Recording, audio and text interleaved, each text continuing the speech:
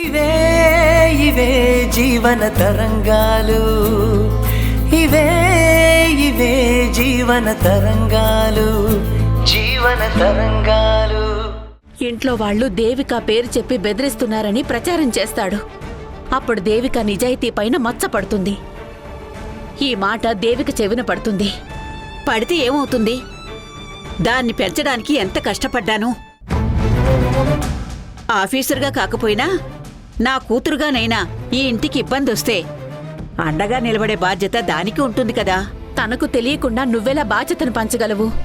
నా రక్తం పంచి ప్రాణం పోసేటప్పుడు నేనేం తన్ను అడగలేదే. తల్లిగా దాన్ని 9 మాసాలు మోశాను. ఇప్పుడు అసిస్టెంట్ కమిషనర్ తల్లి శాంతమ్మ అంటే ఆ పేరు కూడా మోస్తున్నాను. అలాంటప్పుడు ఈ ఇంటి బాధ్యతలు తను మోయకూడదా? అది కాదమ్మా. అయినా సరే నా కుటుంబం ఏం తప్పు చేసినా దేవిక కాపాడుతుందని నేను చెప్పలేదు. తను మన కోసం స్పెషల్గా తప్పు చేయాల్సిన అవసరం లేదు. తన డ్యూటీ తను చేస్తే చాలు. కాకపోతే అది ఇక్కడి నుండే స్టార్ట్ చేయమని తల్లిగా దేవికకు ఒక మాట చెప్పగలను అన్నాను. అమ్మగా నాకు ఆ మాత్రం హక్కు లేదా? అమ్మగా హక్కు ఉందా లేదా అని కాదమ్మా, తనకు తెలియకుండా తన పేరు వాడుకోవడం తప్పు కదా అంటున్నాను. 10 సంవత్సరాలుగా మనతో కాంటాక్ట్లో లేదు. ఇప్పుడు ఏదో ప్రాబ్లం ఉండొచ్చింది. తనకు మన సపోర్టుగా ఉంటామని వచ్చింది. ఇలా తన పేరు వాడుకుని బ్లేమ్ చేస్తామని కాదు కదమ్మా. ఈ సంగతి తనకు తెలిస్తే తను మనల్ని దూరం పెట్టదు. దేవిక నా కూతురని పేరు చెప్పానంతే. దాని పేరేం నేను వాడుకోలేదు. మన వల్ల దేవికాకు తలవంపులు రావద్దనే నా బాధంతా. అలాంటి పని నేనెందుకు చేస్తాను? మీ ఆయన అప్పు చేశాడు, నువ్వేమో చెక్కిచ్చావు. ఇంకా నీ కొడుకు ఆ రఘురాం దగ్గర ఇంటి పత్రాలు పెట్టి అప్పు తీసుకున్నాడు. ఇంటి పత్రాలు అతని దగ్గరే ఉన్నాయి. నేను దాచుకున్న డబ్బు కూడా రఘురాం దగ్గరే ఉంది. ఇలాంటప్పుడు రఘురాంకి మనం మెత్తగా కనిపిస్తే ఏదైనా చేసి ఈ ఇంటిని మనకు కాకుండా చేస్తాడేమోనని, అందుకే తనకు కూడా మనమంటే భయం ఉండాలని అలా చెప్పొచ్చాను. మన ఇంటి కోసం నువ్వు చెప్పావు, బానే ఉంది. కానీ దేవిక హానెస్ట్ ఆఫీసర్. ఈ విషయం బయటకొస్తే డిపార్ట్మెంట్లో తనకున్న రెస్పెక్ట్ ఏం కావాలి? అందుకు కారణం నేను అని తెలిస్తే తన దృష్టిలో నేను తక్కువ అవుతానమ్మా. అంతో ఇంతో సపోర్ట్గా ఉండాల్సిన నువ్వే ఇలా చేస్తావా అక్క అంటే నేనెలా తలెత్తుకోగలనమ్మా? సరేలే, ఇకపై దేవిక పేరు ఎత్తంలే. మన కర్మ ఎలా రాసిపెట్టుంటే అలా అనుభవించాల్సిందే.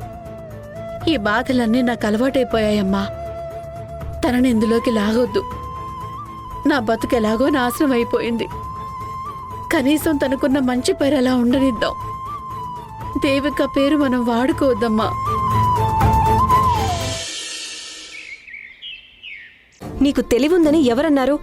అమ్మ చెప్తే నువ్వేదో మెచ్యూర్డ్గా హ్యాండిల్ చేసావనుకున్నాను. కానీ ఇదా హ్యాండిల్ చేసే పద్ధతి?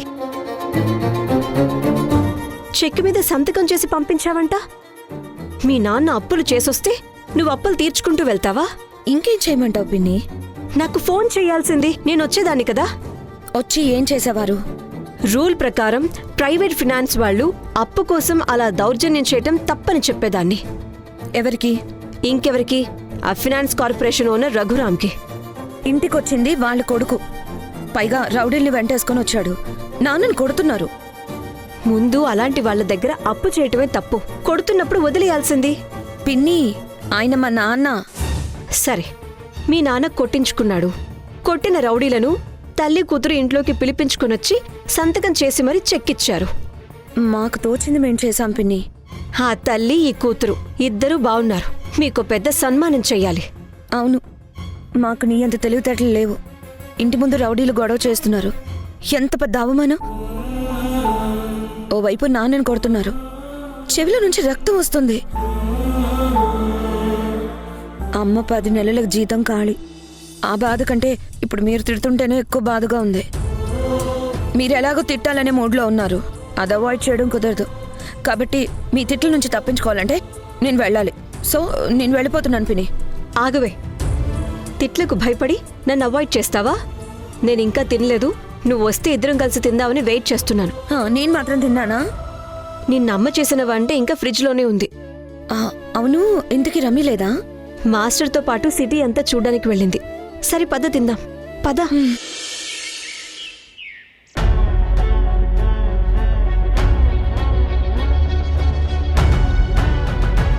నేను చెప్పేది అర్థం చేసుకో. రఘురామ్ నడిపేది ఒక ఫినాన్స్ కంపెనీ. అందులో గ్యాంబ్లింగ్, డబ్బులు పెట్టి కార్డ్స్ ఆడించడం చేయకూడదు. తెలుసు. ఫినాన్స్ కంపెనీలో లిక్కర్ ఎలా అమ్ముతాడు? అదేం బార్ కాదు కదా. లైసెన్స్ లేకుండానే క్లబ్ నడుపుతున్నాడు. తెలుసు. మీ నాన్న తాగిన దానికి, కార్డ్స్ ఆడిన దానికి అప్పు చేశాడు. దానికి ఏ డాక్యుమెంట్స్ లేవు. అది కూడా తెలుసు. చట్ట ప్రకారం వాళ్ళు మిమ్మల్ని డబ్బులు అడిగే అవకాశమే లేదు. మీరు ఇవ్వకపోయినా వాళ్ళు ఏం చేయలేరు. అది కూడా తెలుసు. మరెందుకిచ్చారు? చట్ట ప్రకారం వాళ్ళ మాట చెల్లుబాటు కాకపోయినా నాన్న అప్పు చేశారు కాబట్టి అది కట్టే నైతిక బాధ్యత మాపై ఉంది. మీరంటున్న రూల్ ప్రకారం అలా డబ్బు వసూలు చేయడం తప్పు. కానీ అది అన్యాయం అని చెప్పాలంటే బలం బలగా ఉండాలి. మాకు లేదు, వాళ్ళకుంది. నాన్నని కొడుతూ ఉన్నారు. ఆ టైంలో వాళ్ళ నుంచి విడిపించాలంటే చెక్ పైన సంతకం చేసి ఇవ్వక తప్పలేదు. రౌడీలతో వచ్చి దౌర్జన్యం చేశారని కంప్లైంట్ ఇవ్వాల్సింది. ఎవరికి? పోలీసులకా? వాళ్ళకి తెలీదా ఇలా జరుగుతుందని? అంతవరకు ఎందుకు? మీరు చాలా పెద్ద ఆఫీసర్ కదా, మరి మీరు పిలిచి విచారిస్తారా అతన్ని? ఇన్కమ్ ట్యాక్స్ డిపార్ట్మెంట్లో అసిస్టెంట్ కమిషనర్ ట్యాక్స్ పే చేయకపోతే, ఫినాన్స్ కంపెనీ రూల్స్ బ్రేక్ చేస్తే దానిపై నా పరిధిలో ఉన్నంత వరకు యాక్షన్ తీసుకోవచ్చు. వేరే విషయాల్లో జోక్యం చేసుకునే అధికారం నాకు లేదు. పిన్ని, మీ పరిధిలో ఉన్న వాటి గురించే పిలిపించి మాట్లాడండి. మీరు చేస్తున్నది తప్పు. ఇంకోసారి ఇంటిపైకి వెళ్ళి అప్పులు వసూలు చేయడం రిపీట్ అయితే మీ మీద యాక్షన్ తీసుకుంటానని వార్నింగ్ ఇవ్వండి. ట్యాక్స్ ఇష్యూలో మాట్లాడగలను, కానీ వాళ్ళు ఇలా చేసే ఇల్లీగల్ ఇష్యూల గురించి మాట్లాడడం నా పరిధిలో లేదు. పైగా అధికారాన్ని మిస్యూజ్ చేసినట్టు అవుతుంది. నేను మీ కుటుంబానికి చెందినదాన్ని కాబట్టే అలా పిలిపించుకుని మాట్లాడాను అని చెప్పి ప్రొజెక్ట్ అయితే నేను డ్యూటీలో పార్షియాలిటీ చూపించినట్టు అవుతుంది. అప్పుడు డిపార్ట్మెంట్లో నా రెప్యుటేషన్ పోతుంది. అందుకే మేము చెక్ ఇచ్చి పంపించింది. 10 నెలల జీతం ఎలాగో పోయింది, కనీసం మర్యాద కాపాడుకున్నాం. ఒక్కసారి మర్యాద మాసిపోతే మళ్ళీ కొత్త బట్టలు కొనుక్కొని వేసుకున్నంత ఈజీగా మర్యాద తెచ్చుకోలేం కదా. అందుకే ఎలాగో కొత్త బట్టలు లేవు, కనీసం మర్యాద అయినా నిలబెట్టుకుని బ్రతకాలనుకున్నాం.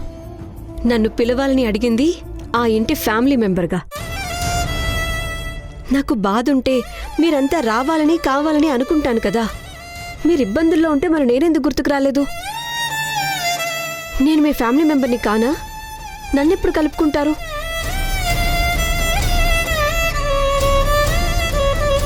ఏంటి అసిస్టెంట్ కమిషనర్ గారికి ఆలకే? పిన్ని, మీరు మాకు సపోర్ట్గా అక్కడికి వస్తే పిన్నిగా పిలిస్తే వచ్చినట్టు మీకు అనిపించినా ఎదుటి వాళ్ళకి అసిస్టెంట్ కమిషనర్ దేవికగానే కనిపిస్తారు. అప్పుడు మీకు రిమార్క్ వస్తుంది కదా, అందుకని. సరే తిను, ఆకలిస్తుంది అన్నావుగా.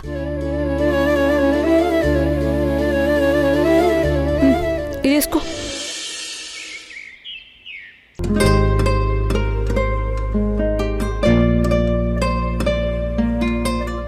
వాళ్ళు ఏం అడుగుతారో దానికి మాత్రం సమాధానం చెప్పు. వరస్ట్గా చెప్తే బాగుండదేమో డాడీ. ఈ ఓవర్ టాలెంట్ అక్కడ చూపించు మాకు. అక్కడ అడిగిన దానికి మాత్రమే సమాధానం చెప్పు.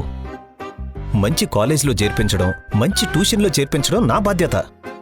బాగా చదివి మంచి మార్కులు తెచ్చుకోవడం నీ బాధ్యత. అర్థమైందా? పద.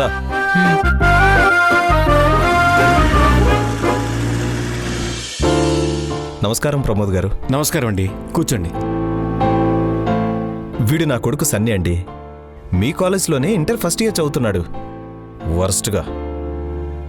ఎస్, చాలా వరస్ట్ పర్ఫార్మెన్స్. అటెండెన్స్ తక్కువగా ఉందని జేఈఈ స్పెషల్ క్లాసులకి అలౌ చేయలేదు. ఫైన్ కట్టి ఎగ్జామ్ రాసావు కదా.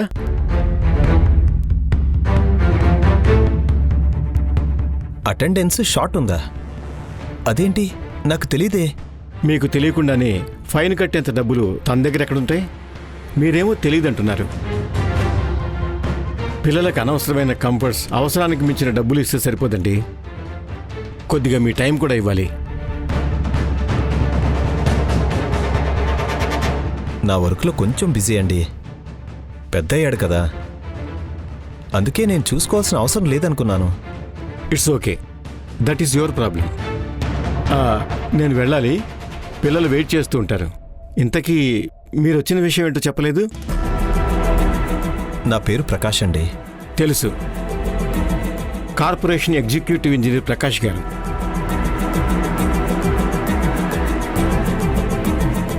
నేను మిమ్మల్ని ఈ ఇల్లు కట్టించే టైంలో మీట్ అయ్యాను.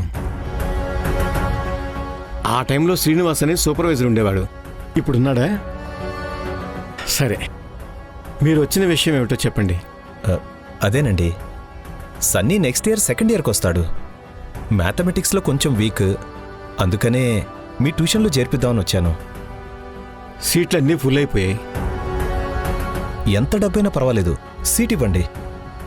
సారీ అండి, డబ్బు గురించి కాదు. ఒక బ్యాచ్కి 30 మందిని మాత్రమే తీసుకుంటాను, అంతకు మించి అలౌ చేయం. మా అబ్బాయి చేరితే జస్ట్ 1 నంబర్ పెరుగుతుంది, 30 కాస్త 31 అవుతుంది. ప్లీజ్ సీట్ ఇవ్వండి. స్టూడెంట్ వైజ్ కాన్సన్ట్రేషన్ చేయాలని ఇలా లిమిట్ పెట్టుకున్నాను. సో 30 మెంబర్స్ కంటే మించి ఒక్కరిని కూడా అలౌ చేయడం కుదరదు. I'm sorry. ప్లీజ్ అండి. దయచేసి అర్థం చేసుకోండి. మెరిట్ స్టూడెంట్స్ని మాత్రమే తీసుకుంటాం. మీ అబ్బాయి జస్ట్ యావరేజ్ స్టూడెంట్. నేను క్లాస్ తీసుకుంటే కొంచెం ఇంప్రూవ్ అవ్వచ్చు, బట్ నో యూస్. ప్రొఫెషనల్ కోర్సెస్లో ప్రెజర్ తీసుకొని మీ అబ్బాయిని పాస్ చేయడం కష్టం. డాడీ, అందుకే నేను కామర్స్లో చేరుతానని చెప్పేది. అనవసరంగా మాట్లాడొద్దని చెప్పానా? నేను మాట్లాడుతున్నాను కదా. సార్, చదువు కంటే చదువు చెప్పే లెక్చరర్కి డిమాండ్ పెరగడం మంచి పరిణామం సార్. కానీ నేను లెక్చరర్స్కి డిమాండ్ పెరగడం కంటే వాల్యూ పెరగాలని కోరుకుంటాను. దానివల్ల చదువు వాల్యూ కూడా పెరుగుతుంది. You are right sir. కానీ మీలాంటి పేరెంట్స్ పిల్లలకి ఇంట్రెస్ట్ లేకున్నా డాక్టర్ని, ఇంజనీర్ని చేయాలనుకుంటున్నారు. పిల్లలపై మీ అంబిషన్స్ని బలవంతంగా రుద్దుతున్నారు. అందుకే లెక్చరర్స్కి డిమాండ్ పెరిగింది. క్వాలిటీతో సంబంధం లేకుండా కాలేజీలు పుట్టుకొచ్చాయి. కానీ ఏ పేరెంట్స్ అయినా తమ పిల్లల్ని మార్కెట్లో డిమాండ్ ఉన్న కోర్సులో చేర్పించాలనుకుంటారు కదా. Yeah, exactly. అందుకు తగినట్టుగా స్టూడెంట్స్ని పికప్ చేయాల్సింది మీలాంటి లెక్చరర్సే. కానీ మీరేమో ఓన్లీ ర్యాంకర్స్, డిస్టింక్షన్ వచ్చిన స్టూడెంట్స్కి మాత్రమే క్లాసులు తీసుకుంటామంటే ఎలా? మీరు చెప్పాల్సింది ఇలాంటి యావరేజ్ స్టూడెంట్స్ కదా.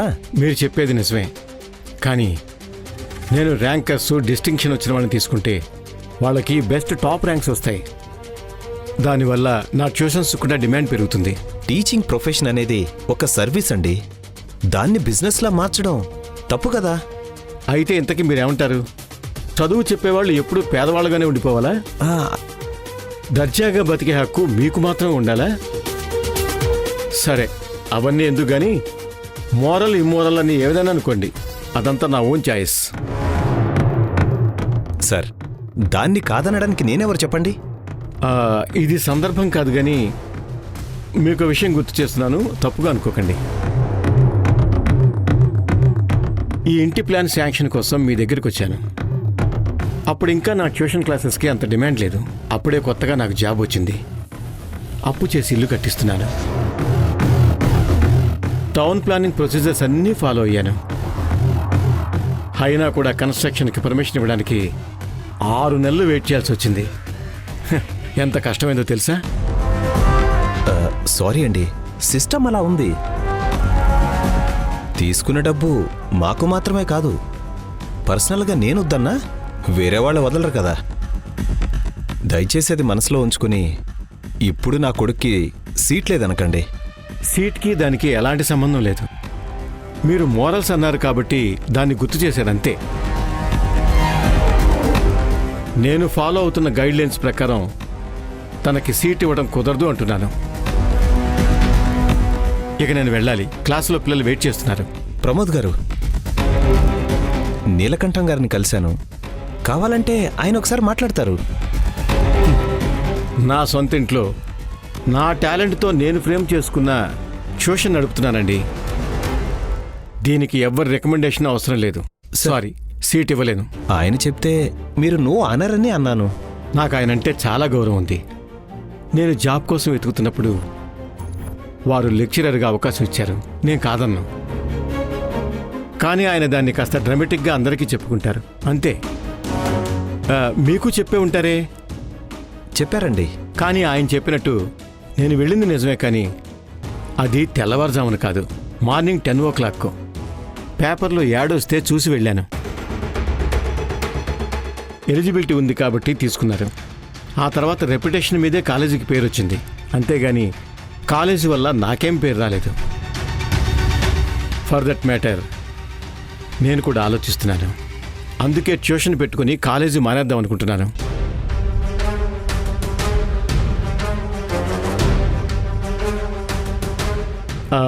నేను ఇలా అన్నానని ఆయనకి చెప్పకండి. నాకేమన్నా అవుతుందని కాదు, ఆయన బాధపడతారు. ఇక మీరు వెళ్ళొచ్చు. ఎంతో ఆస్తో వచ్చాం. I'm sorry. ప్రమోద్ గారు,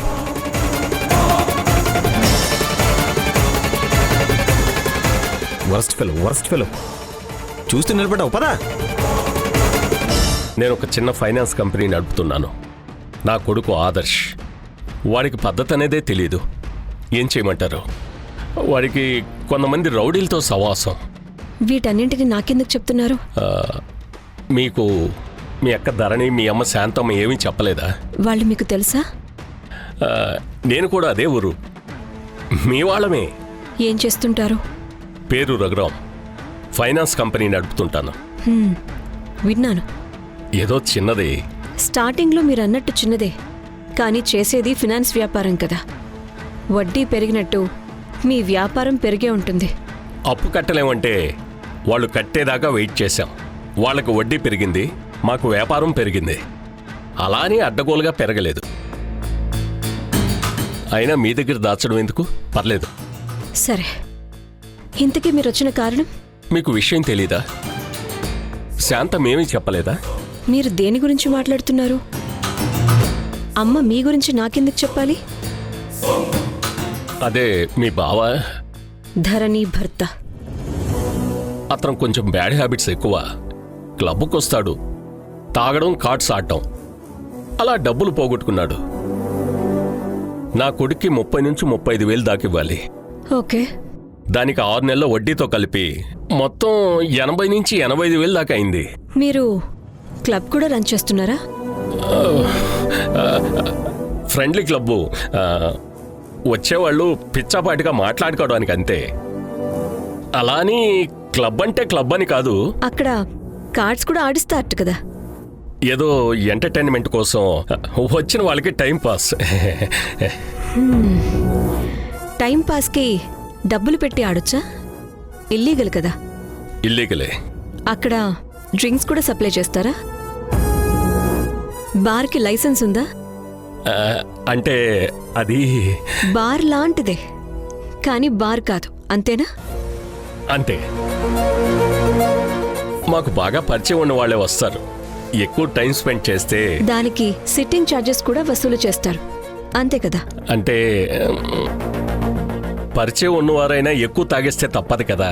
ఓహో, అయితే ధరణి భర్త అక్కడికొచ్చి ఆడిన దానికి తాగిన దానికి కలిపి 30 నుంచి 35,000 వరకు అయింది. దానికి వడ్డీ కలిపితే 85,000 అయింది. ఎన్ని నెలలకి? ఒక 8 నుంచి 10 నెలలకు కలిపి. 10 నెలలకే డబుల్ అవుతుందా? నెలకు ఎంత చొప్పున వడ్డీ లెక్క కట్టారు? అది ఇల్లీగలేనండి. ఆదర్శ్కి ఎంత చెప్పినా వినలేదు. ఇంటికెళ్ళి గొడవ చేసి వచ్చాడు. అందుకే మీకు ఎక్స్ప్లెయిన్ చేసి వెళ్దామని వచ్చాను. అసోసియేషన్లో కార్డ్స్ ఆడిన డబ్బులు, తాగినందుకైన డబ్బులు, వీటికి మళ్ళీ వడ్డీ వేయడం అంతా ఇల్లీగలే. తర్వాత ఆదర్శ్ ఇంటికెళ్ళి గొడవ చేసి చెక్కుని తీసుకొని రావడం కూడా తప్పే. అయితే ధరణికి చెక్కు వెనక్కిచ్చేయండి. అయ్యో, వెనక్కి ఇవ్వడానికి వెళ్ళాను. ఆవిడ వద్దు అన్నారు. అప్పు చేసిన డబ్బులు తీర్చడమే న్యాయం, తీరుస్తాను అంది. మీకు తెలుసు కదా అది అన్యాయం అని. మీరేం డబ్బు చేతికివ్వలేదు, బుక్లో రాసుకున్న అమౌంట్ అది. అలా ఇచ్చిన అమౌంట్తో వ్యాపారాలు పెట్టలేదు. మీ కాంపౌండ్లో కార్డ్స్ ఆడి అక్కడే పోగొట్టుకున్నాడు. దానికి మీరు వడ్డీ మీద వడ్డీ లెక్కలు రాసి ఇబ్బంది పెట్టారు. ఇదేనా మీ ఫినాన్స్ కంపెనీ ఎదుగుదలకు సీక్రెట్? సారీ. చెక్ ఇద్దామనే ధరణి ఇంటికి వెళ్తే తను తీసుకోవడం లేదు. అందుకే మీరు తప్పుగా అనుకుంటారని జరిగిన దానికి ఎక్స్ప్లెయిన్ చేసి వెళ్దామని వచ్చాను. నాకు విషయమే తెలీదు. ఇక నేను తప్పుగా ఏమనుకుంటాను? శాంతం అంది నా కూతురు అసిస్టెంట్ కమిషనర్, నేను కూడా ఏమనే చేయగలను అని. మా అమ్మ తన కన్నబిడ్డ ఆఫీసర్ అని రుబాబుతో చెప్పుండదు, కడుపు మండి చెప్పుంటుంది. మీ దౌర్జన్యాలకు భయపడి చెక్కిచ్చే కూతురే కాదు, మీ దగాకూరుతనానికి ధైర్యంగా చెక్ పెట్టే ఇంకో బిడ్డ కూడా ఉందని చెప్పడానికి అలా చెప్పుండొచ్చు. కానీ మా వాళ్ళు నా పవర్ని వాడుకోరు. నేను నా పర్సనల్ కోసం వాడను. అప్పు వసూలు కోసం మీ అక్కింటి దగ్గర అంత ర్యాష్గా బిహేవ్ చేయాల్సింది కాదు మా వాడు. చేశారు. అలా అని నేను దాన్ని మనసులో పెట్టుకోను. ఇప్పుడు ఇల్లు వెతుక్కుంటూ వచ్చారు కాబట్టి తప్పు చేసినప్పుడు అస్సలు వదిలిపెట్టను. మా అమ్మ చెప్పిందని మీ మీద పగబట్టేది లేదు. అలాగే డ్యూటీ చేస్తున్నప్పుడు తప్పు దొరికితే అస్సలు వదిలిపెట్టడం ఉండదు. శాంతమ్మతో మాకెప్పటినుంచో పరిచయం. ఆ విషయం ఆదర్శకి తెలీదు. దానివల్ల ఇదంతా వచ్చింది. ఏదైనా కావచ్చు. మీకు మా అమ్మ గురించి తెలుసు అంటున్నారు. తనకి ఎవరి దగ్గర లొంగి ఉండటం ఇష్టం ఉండదు. ఈ వయసులోనూ కష్టపడి మరీ వంట పని చేస్తుంది. ఇక మా అక్క తన భర్త కార్డ్స్లో పోగొట్టిన డబ్బే కదా, అది నాకు సంబంధం లేదని చేతులు దులుపుకోలేదు. కష్టమో నష్టమో అప్పు తనే తీరుస్తానని చెప్పింది. అలాంటి వాళ్ళు నన్ను సపోర్ట్ అడుగుతారా? వాళ్ళకి ఆత్మాభిమానం చాలా ఎక్కువ. వాళ్ళు అందితే జుట్టు, అందకపోతే కాళ్ళు పట్టుకునే టైప్ కాదు మీలాగా.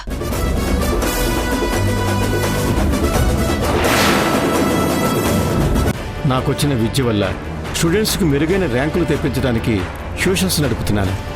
మా కాలేజీలో పనిచేస్తున్నారని మీ ట్యూషన్కి డిమాండ్. ఇదేదో మా హాస్పిటల్లో పుట్టినందుకే మీ బిడ్డ బాగా రంగు తేలాడు అన్నట్టుగా ఉంది. మాది ఎయిడెడ్ కాలేజ్. ఇక్కడ పనిచేసే వాళ్ళు ట్యూషన్ చెప్పడానికి లేదు. కమిటీ ముందు మీ విషయం చెబుతాను, చూద్దాం ఏమంటారు.